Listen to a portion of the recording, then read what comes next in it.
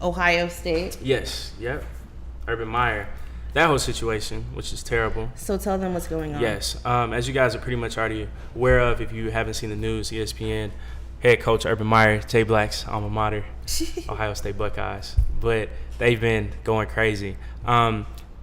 His assistant coach, Zach Smith, which is crazy because that's my brother's name, so it was hilarious. Oh, wow. but seeing how he was the wide receivers coach over there at Ohio State, and the fact that he was getting paid like $350,000 a year as a position coach. So you can only imagine how much Urban Meyer makes, head coaches, all those people make.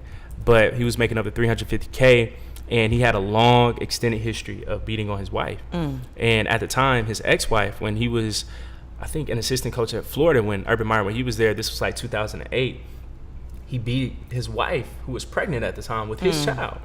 And Urban Meyer, he let him off the hook. You know, he tried to tell him, if you do this again, yada, yada, yada, slap on the wrist. And I think that what's so sad is he kept doing this same behavior repeatedly. And now it got to the point that Urban Meyer, he tried to keep it on the hush. Then eventually it just got out. But what was so ironic about this whole situation was Zach Smith's grandfather, he was Ohio State's head football coach like in the 70s. So he already had clout. And I think that's why they were so reluctant to fire him. But it's sad, again, that in football we have this culture where women are just pushed to the side, or morals in general. Like, we have these coaches that tell the players, you know, do the right thing, and football builds character. But we have these coaches who are corrupt. And Urban Meyer, throughout the press conference recently, he had no remorse. Like, he was arrogant. He was just like, well, you know, like, it is what it is. And then when the report came out, and they did this strategically, it was smart. They didn't release the report until after the press conference. So you couldn't ask him questions about exactly what happened. Nobody had any information, any details. After the whole press conference happened, the report showed that Urban Meyer talked to, I think, the PR firm at Ohio State and told them to delete all his text messages, all that stuff. And that had me mind blown that these people are that corrupt. And he could care less about somebody's wife. He never even mentioned her name throughout the press conference. He never apologized about it. Any of that stuff. And the fact that the head coach, or Zach Smith, the wide receivers coach, he would have still been there if this never came out. That's ridiculous. And Urban Meyer, I think he's only suspended for 3 games. So, only 3 games. You know, we talk a lot about rape culture and this culture and that culture, but football is sick. And that culture is like the furnace for all that other shit. And it's not just because I don't like football, but just think about it. Because just like, okay, we were going to talk about this too. Ohio School District, Dayton Public Schools, lower its GPA to 1.0 for athletes. See what I mean? Like, you start off like you really like hush hush. You know, we don't care if your grades aren't good. Just make sure you play. Hush hush. We don't care if you beat your hell out of your wife. Just make sure that this doesn't get out. As long as you can play. It all starts with sports. Like this is what we raise our kids to be athletes. Well, a lot of people do. A lot of people actually raise their kids like, he's gonna play ball. He's gonna play ball. So whatever you need to get into, whatever mentality, whatever you need to do to get to be that person in your family to play ball, you do it. Now, does that make any sense to have a 1.0 GPA just so you could be an athlete? And then what? If you break your leg in your first year, what are you gonna do? And it's crazy because we always say this phrase, student athlete, but it's really athlete student. Because what you're saying subconsciously or even outright is that barely get by in the classroom but excel on the football field. That's crazy. Like a 1.0, you don't even have to try. And teachers and coaches, they will always tell teachers, I play sports. They will always tell you, you know, sit in the front of the class and then, you know, we'll talk to the teacher for you. Like stuff like that. Yeah. I mean, if you were good, if you had talent, they will find a way. Right. They will find a way. Like, you just skate through school. Yes, that's it. And that's how it starts. Yeah. Just like a lot of these athletes, when they're in college, they start getting in trouble with girls. They start getting in trouble for stealing. And you probably don't hear about it a week later. They always take care of it. And when you do hear about it, just like, what's his name? The one that was supposed to be Johnny Football. And one he was beating his girlfriend. He was drinking and driving. He was doing all that stuff. And they still let him go. Yeah. They just let him keep on going. He was still like the most sought after football player of his time. But as you saw, when some of these guys get to the league, it's no surprise and it's not new when these guys act up when they go to the NFL because they've already been doing this in college. That's why they think that it's okay.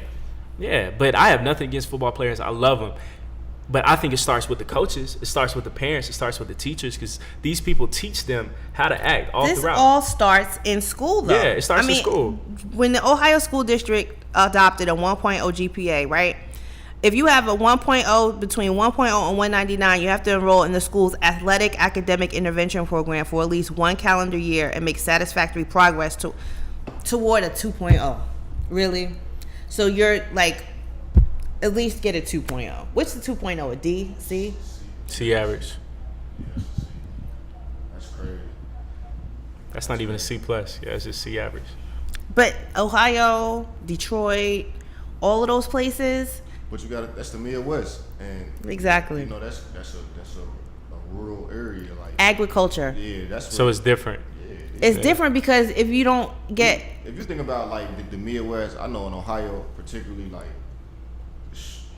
all we really breed is athletes. Mm-hmm. In both sports, football and basketball. I mean the South, but the most of the people that's coming out of Ohio is those big ass linemen. Yep. Offensive linemen. That's where they start. Linemen, you know, like we breed football players, we breed athletes, boxers. You know, sports is important up there. LeBron James, he's from Ohio. LeBron James, yeah. Yeah, but LeBron James also is like one of a kind person. How many people are really going to make that status and not have to have good grades and not have to learn? But I mean, even in school, like you see it. Even me going to school, like on not even on the popular scale, but all athletes, they take care of the athletes. And that's what I told her. Like, yeah, they just take care. Yeah, athletes are like celebrities. Yeah, in those schools. And I mean, I guess in college for football athletes, I guess, I mean, again, you gotta think it's a business at the end of the day, so it bring them money. So they gonna protect. It brings their the asset. school money, but it doesn't bring the student money. But the school is protecting their money. They're protecting their assets, so they gonna do whatever. It's matter of fact, it's a guy I follow, and he came up here. He did an interview. He used to play for Alabama with Nick Saban. This was probably like a couple years ago. He going on a rant now talking about how he said like he can't go back to campus. They not giving him no resources. He was like, man, I was there. They used me up and they got rid of me. He said they don't help me out at all. Like, I went to the league. He said they didn't help me out. I don't have a job in the league no more. They not offering me no job on campus. None of that. He said, man, when you there, they love you, but when you gone, they don't care nothing about you. That's all what it is, bro. Because it's a business. I believe that, bro. They're just focused on getting a dub. That's it. That's it. it. They don't care how your body feels. They don't care. They don't care about your class assignments. As long as you can be on the field, as long as you can be available, that's all that they care about. It's just like a job. That's it. It's just like a job. They don't care about you unless you there. Like that's it. Like they don't care how you feel, what you're going through. The question is, can you contribute to the cause? Yep. And if you can't, then you gotta go. And then once your time is up, I don't need you anymore because I got 53 more athletes coming in every year. Is that harsh though? For? Huh? Do y'all feel like that's harsh? Yeah. It's business, and business is business. But so should it be personal? It should be personal because we're talking about kids. Like, there's no contract. These people's parents are trusting you. And then on top of that, I'll tell you why it's personal. Because it was personal when you came down and you sat down on that kid's couch and told him to come to your school. That's when you made it personal. Man, listen. NFL, that's not personal. I'm cool with that. But college, that's different. You came to me. You recruited me. I did not recruit you. Okay, but at the same time, you got to think, even with record deals, you got the choice to sign this contract. That's on you. When you sign this contract, you know you're not. You know what you're signing into. And I'm playing devil's advocate. I feel like they should be paid, but when you sign this contract, you say, I understand that I won't be paid for my services. That's fair. So, can they really be mad? But they're using your images, your likenesses. But you signed that contract to give them all those rights. But here's the thing, though. What's the good plan B to that plan A? Because right now, we're talking about Alabama. You have this goal in your mind. This is the best college football program, arguably ever. If I go here for a few years, maybe 3 to 4, I make a meal right off the bat. First, second round draft pick. So I think that they're looking beyond just going straight to school. It's this ultimate plan. And this is just this vehicle that gets me to that plan A. So I think that they're kind of stuck because it's like I can't, because Alabama is the best option. And we're talking about college football, which is already corrupt anyway. So there's no other alternative to this. So they already have to go straight into it. So I think that's the best alternative, is going to the best school. Although everything is corrupt, it's a very corrupt system. This is the best opportunity for me. I just go there for a little bit. I take this chance. If everything goes well, I'm a multimillionaire before I'm 22. So And you got to take that shot. A record deal, I feel you. That's completely different because you got alternatives. I can go independent. I can have a distribution deal. I can do something. But just like you say about older rappers, what if these older football players? You might have to get a job, become a coach. You know, you just got to find a different way. Like become a sportscaster. Yeah. Become a. I mean, but you know, still, they still giving you a scholarship. So you can go if you go into these Alabamas, these Ohio States. These are top schools with top education as well. Like they got these top football programs, but they got top education. I did the same thing. Ohio State is like one. Did you go to school in football? Mm-hmm. Yeah, it's like the number one medical school. Thing. Yeah. So I'm talking about these schools. If you like sports, okay, find a different avenue because there's people that wanted to rap, but they couldn't rap, so they found the camera or they did production, or you just got to find a different avenue. You can't be, you might not be able to be that football player you want to be. I did the same thing, bro. I went to school, football scholarship. I got hurt, but thing was, I always did well in school. I was always active on campus. So this, like journalism, broadcasting, that was always plan B. But what the problem is, I know so many people and too many people who don't have a plan B. And if that didn't work out, like I had the talent. Everybody else had the talent, all that stuff. But at the same time, I realized, all right, I'm hurt. Second of all, is it really worth it? I realized me waking up, going to workouts, and me doing this X, Y, and Z, I didn't even have time for broadcasting. I didn't even have time for school. So I dropped football. But I don't think most people have like that mindset where it's like, I'm going to try to make it to the league. And then if you don't make it, there's no other plan B. And then you end up working a 9 to 5 with no career. So, but that's very risky. That's why you can't be mad that they not paying you. They give you the opportunity to get to I see what you're saying. So you can't be mad that they're not paying you. Your opportunity is your payment. You feel me? What you do with your opportunity starts in the culture, is your though. payment. But it starts in the culture. Just like I just want to mention and give my condolences to a family of Dennis Mitchell. He's a sophomore at a high school in Mississippi, and he actually died during a game on Friday night. Damn. He went into cardiac arrest during the game, and he later died at the hospital in Mississippi. Was it because of the heat? He was playing football. Yeah, I mean, I would go and I would assume that it was because of the heat. It was a player that died from the Vikings. It was a summer training camp. He died from the heat. There was some. This wasn't recently. This was years ago. Yeah, a few years ago in Houston, a student died at practice. And they started saying that they had to have practice like later on at night because the students were literally like getting heat exhaustion, and one of them died. It's like, but that's again, it goes back to what the value that we place on football in this country. Like, it's crazy. It's crazy. But I just wanted to get back to what you were saying about school. Yeah. And we were talking earlier, and Caleb told us something, and we were like, what? They had a shooting at his school. Oh, yeah. Oh, my God. And it's nowhere on the news. Do you think that they're trying to push this stuff under the rug now? Oh, of course. I'll tell you why. Georgia State is being gentrified, all by design. So what State is doing is... So it's not an HBCU. No. Georgia State is But Georgia it's crazy, State. Though. Shout out to Drake because he shouted out Georgia State one time on Take Care. But, pretty much State is like... We graduate the most African-American students in the country. Okay. But we're not an HBCU. Oh, but wow. Yeah, which is crazy. But at State, like Turner Field, how that's Georgia State Stadium now. Oh, you see what I'm saying? In Turner Field, that was like a black area because Summerhill was like right down the street. Yeah. Now they're starting to push that out, build apartments, student living. So then the price and cost of living that goes up. Where I stay, that's on Auburn Avenue in Cortland. Price of living is going up because it's brand new apartments, all that stuff. Do you live in student housing? Mm-hmm. Off campus. Because I was going to say, because sometimes I be down there drinking and I might need to like stumble over there. I might see you on Edgewood. So I don't have to drive the Cobb County. You be at Edgewood. I know you be at Edgewood on the weekends with everybody. Hey, we always have fun over there. Yeah. But yeah, like everything is being gentrified. I promise you that. Yeah. Wow. Auburn Avenue. On Mondays through Fridays, I'm gonna work at the Georgia State Honors College, and that used to be that very same building was Alonzo Hernan's Atlanta Life Insurance Company.